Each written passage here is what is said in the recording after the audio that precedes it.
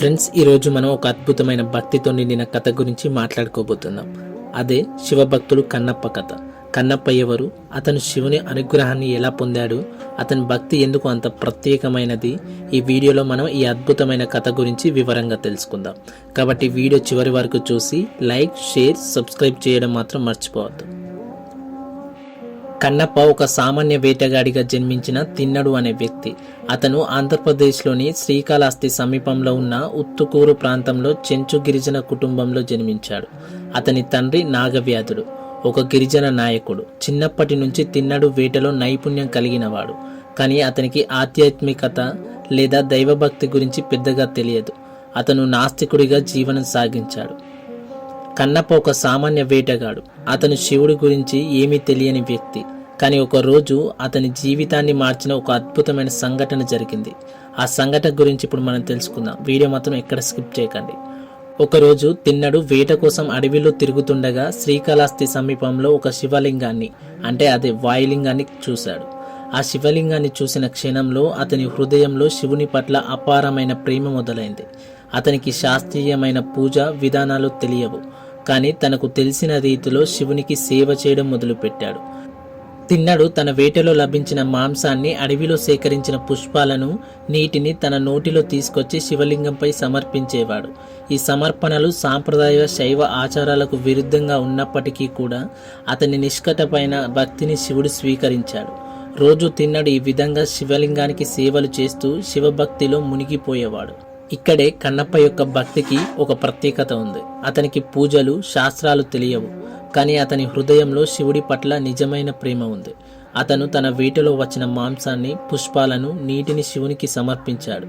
ఇది చూస్తే మనకు ఒకటి అర్థమవుతుంది: భక్తిలో శాస్త్రాల కంటే హృదయం ముఖ్యం.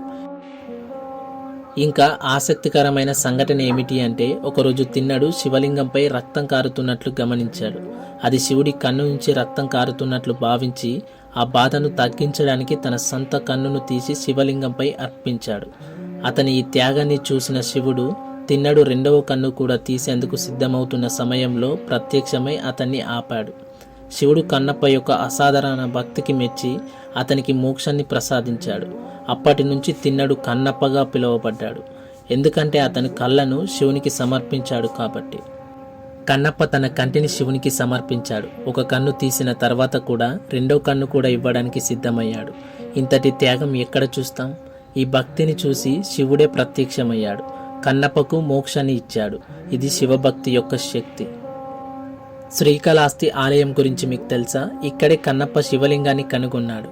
ఈ ఆలయంలోని వాయులింగం శివుని 5 భూతలింగాలలో ఒకటి. ఈ ఆలయాన్ని సందర్శిస్తే కన్నప్ప భక్తిని గుర్తు చేసుకుంటారు. కన్నప్ప కథ శ్రీకాళహస్తి ఆలయంతో గాఢంగా ముడిపడి ఉంది. ఈ ఆలయంలోని శివలింగం వాయులింగంగా పిలువబడుతుంది. కన్నప్ప కథ తెలుగు సాహిత్యంలో దూర్జటి రచించిన కాళహస్తీశ్వర శతకము, తమిళంలో పేరియ పురాణం, కన్నడంలో రాగలేగులు వంటి గ్రంథాలలో వివరించబడింది. సినిమాలలో కూడా ఈ కథ చాలా ప్రసిద్ధి చెందింది. 1976లో విడుదలైన భక్త కన్నప్ప చిత్రం చాలా ఆదరణ పొందింది. ఇందులో కృష్ణంరాజు గారు కన్నప్ప పాత్రలో నటించారు. 2025లో విడుదలైన కన్నప్ప చిత్రం ఈ కథను ఆధునిక ప్రేక్షకులకు అందించింది. ఇందులో మంచు విష్ణు గారు కన్నప్ప పాత్రలో నటించారు. కన్నప్ప కథ కేవలం సాహిత్యంలోనే కాదు, సినిమాల్లో కూడా సూపర్ హిట్. 1976లో భక్త కన్నప్ప సినిమా చూసారా? లేదా 2025లో వచ్చిన కన్నప్ప మూవీ గురించి విన్నారా? ఈ సినిమాలు కన్నప్ప భక్తిని అద్భుతంగా చూపించాయి. ఒకవేళ చూడకపోతే ఖచ్చితంగా చూడండి. కన్నప్ప కథ ఒక సామాన్య వేటగాడు శివుని భక్తితో ఎలా మోక్షాన్ని పొందాడో చెబుతుంది. అతని అపూర్వమైన భక్తి, త్యాగం మనకు స్ఫూర్తినిస్తాయి. ఈ కథ మీకు నచ్చిందా? కామెంట్స్లో మీ ఆలోచనలను షేర్ చేయండి. శ్రీకాళహస్తి ఆలయాన్ని సందర్శించారా? ఒకవేళ సందర్శిస్తే ఆ అనుభవాన్ని కూడా చెప్పండి. మన ఛానల్ని సబ్స్క్రైబ్ చేసుకోండి, బెల్ ఐకాన్ని ప్రెస్ చేయండి. ఇలాంటి ఆసక్తికరమైన వీడియోల కోసం మన ఛానల్ని ఖచ్చితంగా ఫాలో కండి. ఓం నమః శివాయ. లైక్ చేయండి, షేర్ చేయండి. ఇలాంటి వీడియోస్ మిస్ కాకుండా ఉండడానికి మన ఛానల్ని సబ్స్క్రైబ్ చేసుకోండి. Thanks for watching.